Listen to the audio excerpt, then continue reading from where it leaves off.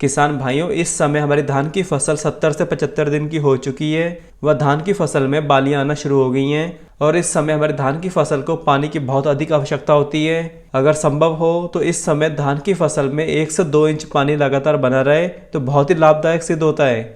और किसान भाइयों, अगर पानी देने में बहुत अधिक खर्चा या मुश्किल हो तो इस समय धान की फसल में उपयुक्त नमी बनाए रखना बहुत ही अधिक लाभप्रिय है। इसके लिए हमें अपनी फसल में उपयुक्त नमी बनाए रखने के लिए कुछ बातों का खास ध्यान रखना आवश्यक है। जैसे कि खेत में अगर नमी ना हो तो दरारें पड़ना शुरू हो जाती हैं और कहीं कहीं रेतीले खेतों में बहुत जल्दी ही नमी खत्म हो जाती है। इसलिए हमें ध्यान रखना चाहिए कि खेत में दरारें ना पड़ने पाए और जैसे ही हमें अपने खेत में दरारें पड़ना दिखाई दें तो उसी समय सिंचाई कर देना चाहिए। और अगर रेतीले खेत हों तो खेत को सफ़ेद या सूखने से पहले ही सिंचाई करना बहुत ही ज़रूरी होता है। इसके लिए हमें यह भी ध्यान रखना चाहिए कि धान की फसल पकने के 8 दिन पूर्व तक हमें उपयुक्त नमी बनाए रखना चाहिए। और अगर हम ये नमी या खेत की सिंचाई नहीं करते या बारिश नहीं होती है, मतलब दाना भरने की अवस्था में खेत में उपयुक्त नमी नहीं होगी, तो दाना भरने से पूर्व ही दाना सूख जाता है और दाने का रंग काला पड़ जाता है।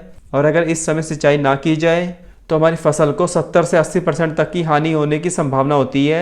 इसके अलावा पिछेती धान की फसल में उपयुक्त नमी ना हो तो लगभग पूरी की पूरी फसल खराब हो जाती है। इसलिए किसान भाइयों को सलाह दी जाती है कि धान की फसल में बाली निकलने के बाद उचित नमी बनाए रखना बहुत ही आवश्यक है।